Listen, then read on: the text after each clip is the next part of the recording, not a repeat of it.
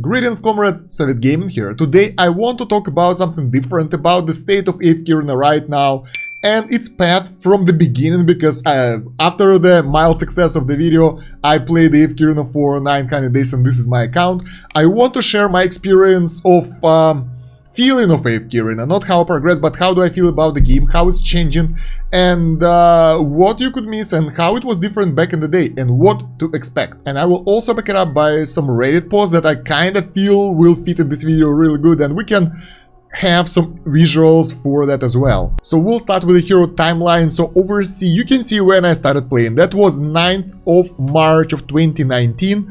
So it was somewhere here. Back in the day, we only had those heroes available, these guys and these guys. So we had no Celestials, we had no Hypogeans, we had no wish list. We had to rely only on the summoning alone. So in the Noble Tavern you could get a random hero out of the normal summons, and I think you had faction summons as well and friendship summons. So all of those were RNG, and if you wanted some specific hero you were going for that faction, and that kinda gave you the higher chances of getting the proper hero. Also, as for other features, store was really limited. Guild events were limited. You only had 2 boss fights, you had no Twisted Realm, you had no guild ground, so it was only this screen for your guild. In the library we only had unions, and just some of those. I think it was limited to... yeah, I think the last one I saw was Lightbringers. So those were all the unions available, and we had no knowledge of all of those whatsoever, which is really interesting. No Elder Tree, no Field of Stars, obviously. No inn. So yeah, and over here in the King's Tower we only had the main King's Tower, and that's it. So there were no faction towers as well. No Voyage of Wonders as far as I recall. I don't really remember that quite good.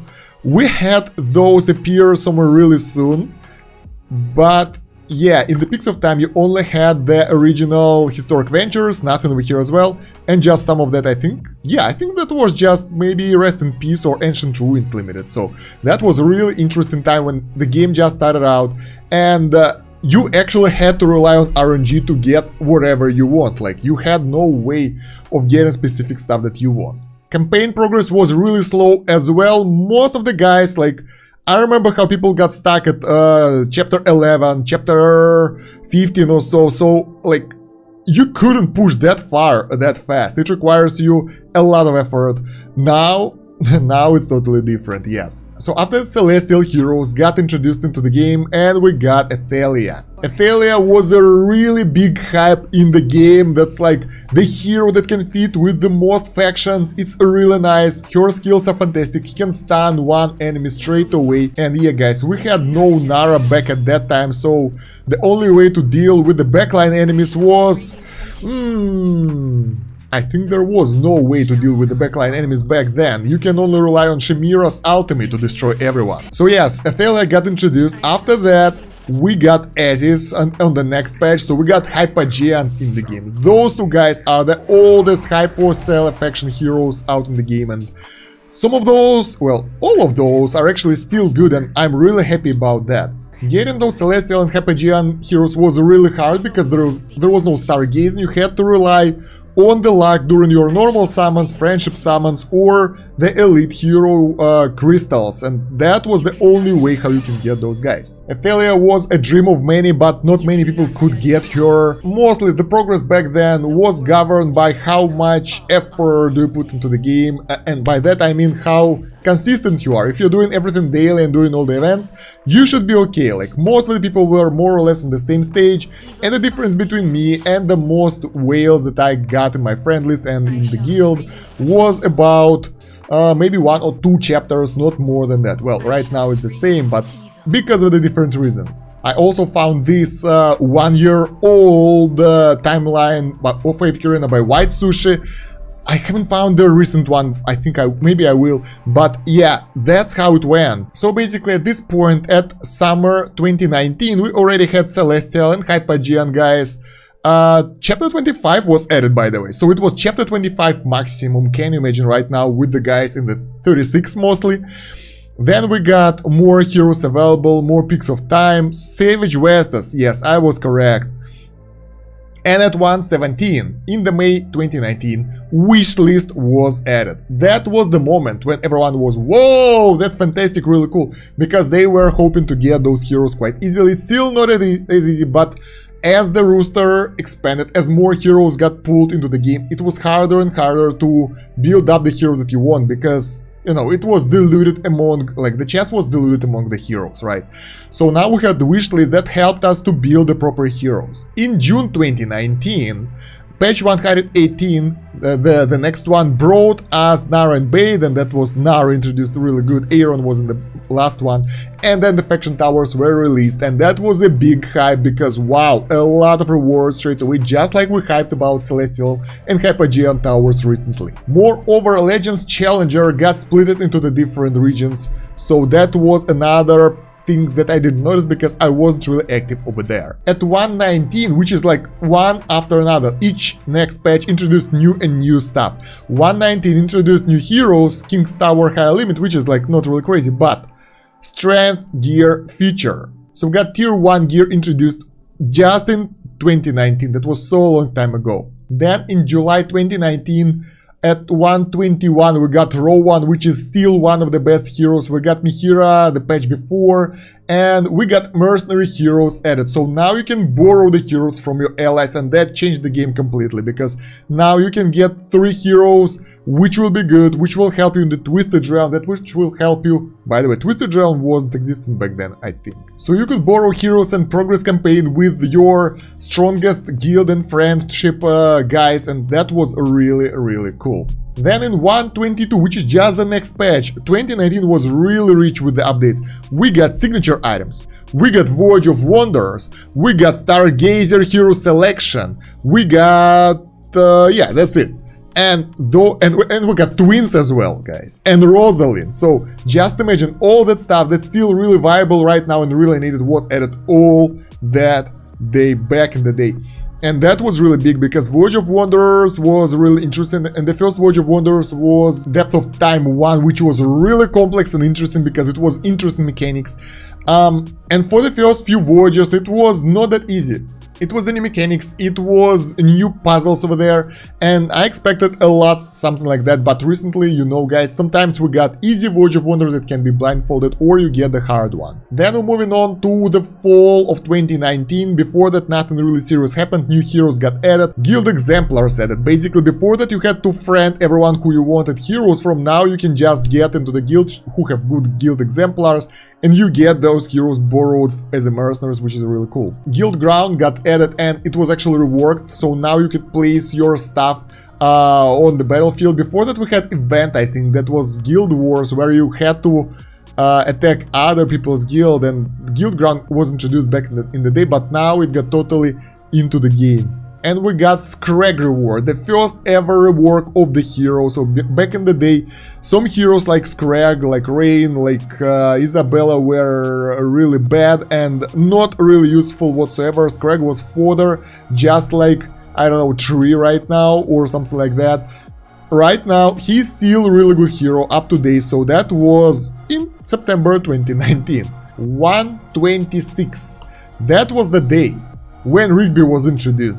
I think this is a downfall of Lightbearers, because that was the day when Rigby was introduced, and that was like totally useless hero. He's a good 10k, he don't really die when he's on the enemy side, but other than that I still have no idea, and like yeah, he's there, and that was the day when it happened. Moreover, we got community tab in game, the tab where you can go and read the news and write to each other, which is actually pretty cool, so it was added back in the day over there. Then we have November of 2019, and over here we have Tidus and Isolde release. That's not that crazy. Wishlist chances got increased, so now it was working as intended better, and everybody was happy about that. Before that there was some troubles about that, there was some talk about that, so now it's not the case. And in 128, Telene was released, so you got our really good, like for now, everyone but this Orthos guy was really good in Celestial, and Hypogean were good as well. You got all the good guys around here. Moreover, Noble subscription was added. So basically back in the day, you had nothing like this. You couldn't do those regular rewards and all that stuff, so you had to get it manually. And now pay to win intensifies. Back in the day, like when I just started AFK Arena, I rated it, I think, about 6 out of 10 in terms of pay to win. So it was not that pay to win game, it was really balanced and really good. After introducing this, like, you could buy more subscriptions and get ahead of free-to-play players more. So that was when it started to go really more pay to win than before. Then in December 2019 we got patch 129, which introduced Arthur, the first ever dimensional, and he was not available for the free-to-play guys. You had to actually buy him. Everyone was really hyped, and I wasn't, because it was only the pay-to-win option, so that was actually pretty sad. And he was received really well because he had really good character animation and look cool, and he's actually a good tank. But I was really happy that he wasn't like the top tier tank. He wasn't invincible as it was expected from someone who will be available only by paying. So that was really a really good option. And there was a lot of unhappiness about that, I think, because when you introduce a character that can be only bought by pay to win guys, by money, free to play players will be really disappointed by that. Then we got Midwinter Festives event, which is actually, I think it was the first event ever which was the season based. I'm not sure about that, but that was really big. There was a lot of hype about that. At 1:30 we got Khazard introduced to us, and chapter 33 was added, so even right now we are still way further than it was available back in the day. And in January 2020, still only a little bit more than half a year has passed, and already so many things happened. In 131 we got introduced Twisted Realm and Elder Tree, so that was a big change, new bosses, a lot of hype, a lot of discussion about that, and Mythic Tier 2 added, so basically you got more gear available for you. And also in that patch we got skins added. I think the first skin was Brutus skin, and actually, when they just introduced the skins, they were used to give stat bonuses. So, like in many gacha games, usually they try to put stat bonuses on every piece, and skins were one of the ways to monetize that, and usually those were pay to win.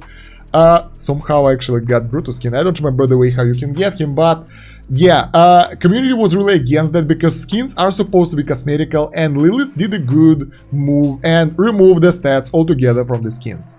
That was really smart, and I'm really happy that they did it, and that made the game less pay to win, as it was going towards pay to win already quite a lot. At 132 Lilith released equipment, reset scrolls, and Challenger store heroes. So before that, in the Challenger store you couldn't buy Celestial Hypogean heroes. And then you got Athelia and Aziz here, which was really big because even with the stargazing and all that, that was still really hard to get Celestial and Hypogean guys, and that was a really good way to get those guys. And Athelia or Aziz was always kinda debated who is the best, but both of those heroes were really good back in the day. At 133 in the spring of 2020, Labyrinth Mercenaries were introduced, and after that you could use your mercenaries in the Arcane Labyrinth and in the Peaks of Time, I think. Moreover, they added ability to view winning formation, so you can now check out who got through the level and what did they use, so you can kinda adjust your team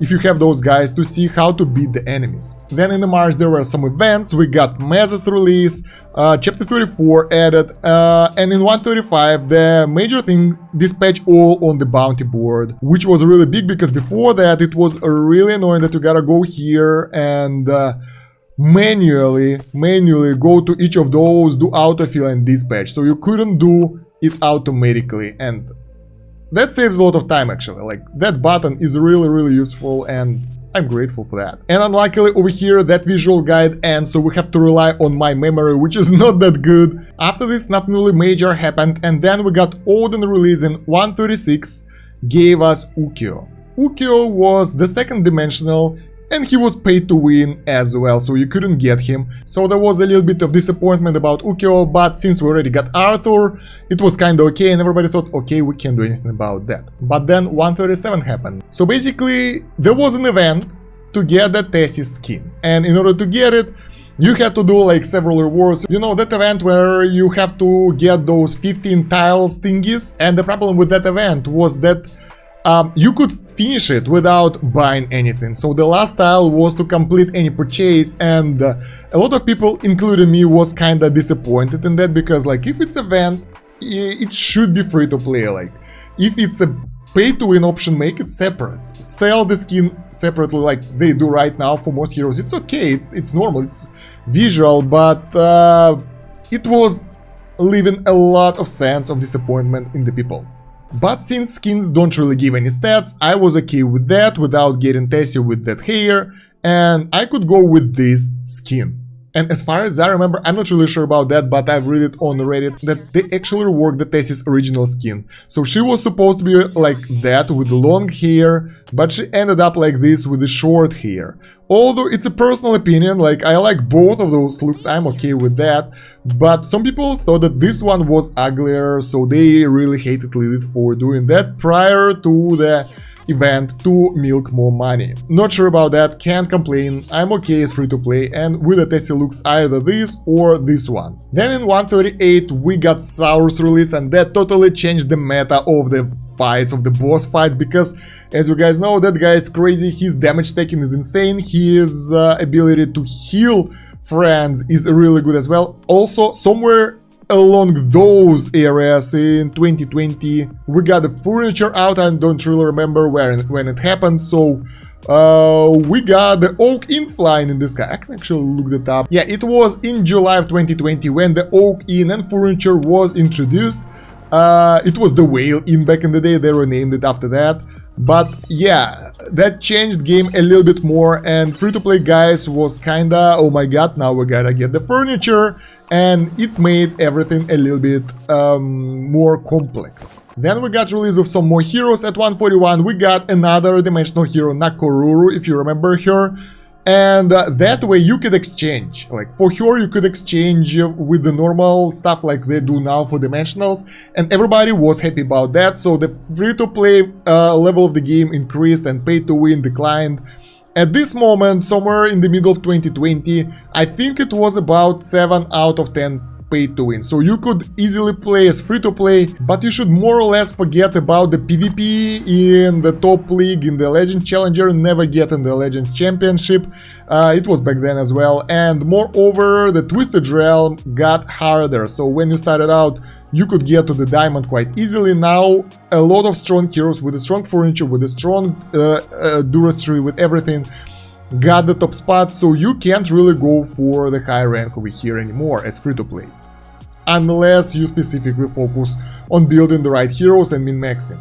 Then we got the Flora release and Diamond. Also somewhere around that time in the summer fall of 2020 we got the first Abyssal Expedition. That was really interesting, but that kinda removed the AFK factor of the game because it was requiring a lot of time. So now AFK Arena moved from the game that required like 5 minutes a day to on the events on specific days to 20-50 minutes a day, because it requires a lot of coordination, timing, and you gotta check it more often in order to get more rewards. In the August 2020 we got Etsy over here as the dimensional.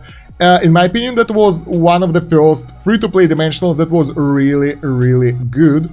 Then we got Lucretia release on 2020 in the end of September. It was a really big thing because those guys totally blowed my mind, and there was a good animation to that, so that was a good thing. In 149 we got release of Ainz and Albedo dimensionals, and that were 2 dimensionals, and there was a big hype about you couldn't get them as free to play, but then in the end everything settled down and everybody could get all of those as free-to-play guys if they saved up enough resources, if they were cautious enough, and from that point people started saving up resources, so they didn't spend everything, they started saving up in case something like that will show up. Since then not many things have changed. The new heroes were released, and actually for the Lightbearers you can see here that we don't get that many options, so Lightbearers didn't get much love until Eloard over here, and then until the current Morrow guy. That's interesting. But yeah, at some point there was an event that was just like the Summer Treasures with those chests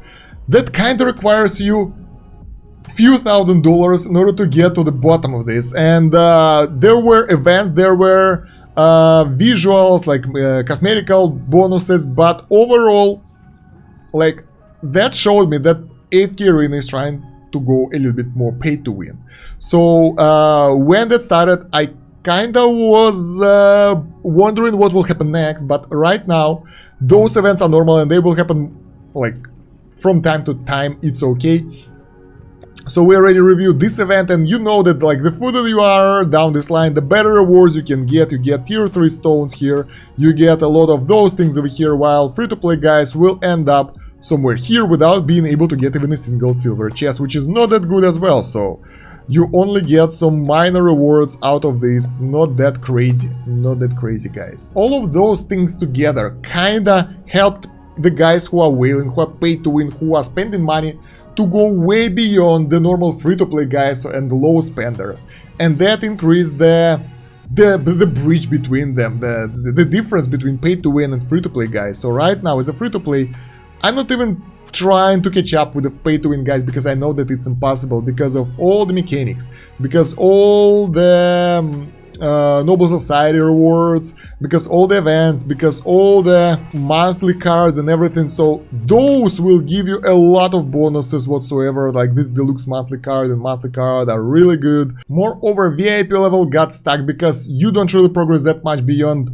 level 10 or maybe 11 as free to play, but the guy who are higher get additional benefits over here and they get overall more rewards, specifically VIP level 12. It increased bonuses by 30%, Labyrinth Gold increased by 50%, so overall the higher your VIP level, the better the stuff is for you. So over time it will stack up and the pay-to-win guys will get even more benefits. Then in Abyssal Expedition you started getting those additional crystal rewards for the top guys, which dragon crystals, right?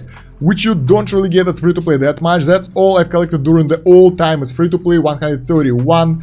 And yeah, with those you could get extra benefits here. Maybe not that many, but still, it's possible. And the thing is, as a free-to-play guys, you don't really get use of those that much. So once again, it might be small, but it's additional mechanic for the pay-to-win. So fast forward to this day, in the summer of 2021 we got engravings, which was kinda crazy because free-to-play guys suffered, all pay-to-win guys, all the whales already have those maxed out, even though they were boycotted, they weren't, so yeah, anyway, pretty hard mechanics for the free-to-play guys, and not that many options to get the proper items for that, proper cores and the shards. And with the release of the faction engravings, which are really good as well, we will need to get more of those as a free-to-play. From the rewards, from the quests, from the passive rewards. Overall, I would say that right now rate of acquiring those is really low, which makes game even more pay-to-winish in my sense, because as a free-to-play guy, I want to be at least being able to catch up with the paying guys, not the whales, of course. Whales are out of the reach in the end of the campaign, which will never happen for me. Like, look at that, there are chapter 45 with this patch coming up, which is like 41 is almost unreachable with the scaling we have right now. But feeling inferior doesn't really feels right when you're playing the game, right? So before that it was more balanced. Right now, as I said, the gap increases and that's not really good, and I really hope that Lilith will do something about that. So now, after that not that short history lesson of AFK Arena, I hope I will be able to make it shorter on edits, because that already took maybe an hour. Oh god. What do I think about AFK Arena after playing it for 900 days as free-to-play? Honestly, when I started the game, I was amazed how good it is. You could just play like 5-10 minutes a day and progress and keep up with everyone. You could play it as free-to-play really easily without being without felt somewhere in the dirt, like, you know, the dirty peasant. You haven't felt that when you were free-to-play back in the day. As the game developed, it introduced a lot of new features, which are really amazing. I love that. And it became more pay to win. That's what's scaring me the most right now. The recent events that kinda given a lot of opportunities. If you have money, if you have big money, you can get even more. And that's, even though it affects only several areas of the game, like PvP, like Abyssal Expedition, like Twisted Realm, it's already 3 areas. And some of those are really important for the players to get their rewards. I understand if it would be only cosmetical changes, that would be really good, if it's a minor game effect. But right now, if you whale and you can push so much further away than the free-to-play, that is not good. But even with that pay-to-win focus, which is right now, in my opinion, is somewhere about 8 out of 10, so you can play as a free-to-play guy, but you will be locked out of several areas. Even if you're min-maxing, you won't be able to keep up with the guys anyway. I feel that AFK Arena is still in a really good state and I really like it and I will keep playing it. Like, I had a period somewhere about a year ago, maybe half a year ago, when I was bored and I skipped it for a month or maybe 2 months. I haven't been doing anything. But after that I came back and now I feel it's really good because I like all the new stuff. I just want the ability to use all the new features that are in the game. Like engraving is really cool and I can get it slowly up. I have Inset plus 60, I have Albedet plus 30, 2 Inset plus 30 as well, I think. Yeah, so I did some engraving, but as more heroes will be available, I want to be able to do it faster. So I hope that Lilith knows about that and they can actually adjust the rates of acquiring those engraving materials, because most of the whales already bought what they want, they will cash out more, but after that I think the rates will increase for the free-to-play guys who don't pay. Otherwise, there will be a lot of players who will leave the game and that won't be good for the business, right? Another thing that kinda saddens me right now is campaign progression. Before that, you could progress, there were walls like chapter 24 as far as I remember, but you could progress easily if you save up enough resources, level up the heroes and get stronger. Right now, difference between 36.8 and for example 37.8 is enormous. So because of the Chasmic Altar right now, I can't hope to get further than chapter 37 at the current state, because over there the level deficit is already pretty crazy. Like right now at chapter 36.6 there is almost no level deficit, it's only 60 levels, so it's non-existent, but over here it will be about 200 levels already. Crazy, right? And it's only one chapter, so progress in the campaign stalled to a crawl to almost non-existent. I want more ways how you can progress the campaign other than pushing the high level deficits, so we could get the feeling of their progression.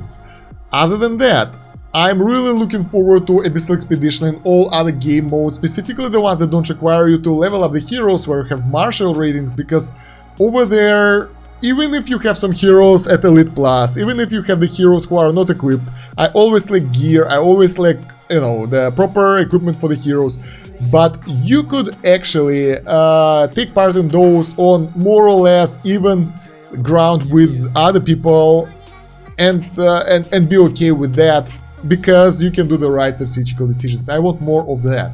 So yeah, if you're asking me, could I recommend AFK Arena after 900 days? Yes, I can. That's still a pretty solid game, really good one, and it will be totally based on the Labyrinth decisions if they want to make it a thriving game in the future, and for that you need to allow more freedom for the free-to-play guys, or they want to move it a little bit other direction and it will be more harsh and evil and the progress will be non-existent. So we will see.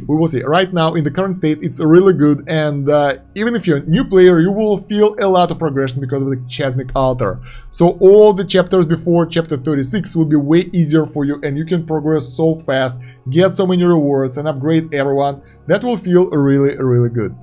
Here you will have to do strategic decisions then, so you have to get the right teams in order to progress the campaign. Without that you won't be able to. Same goes for the towers. You can't just fit in the random team compositions over here now, you gotta get the right teams for the job. That will allow you to progress here and get more resources. So basically at this level game became more strategic, less RNG, but it's still a lot of fun. And what are your thoughts on AFK Arena? How long have you played and what do you feel about that? What do you feel about the changes that were in the game? Could you imagine playing it without the wishlist, without all that, on the really basic state? I'm really curious about that, let me know in the comments. While you're going there, don't forget to like the video, share it with your friends and guildies, subscribe to the channel, hit that bell button and join the Discord. The link will be in the description and the pinned comment. I'm waiting for you over there, and also you can check the links for AFK Arena guides and AFK Arena hero breakdowns as well. And yeah, that's about it for now. Thank you for watching. Soviet out. До свидания.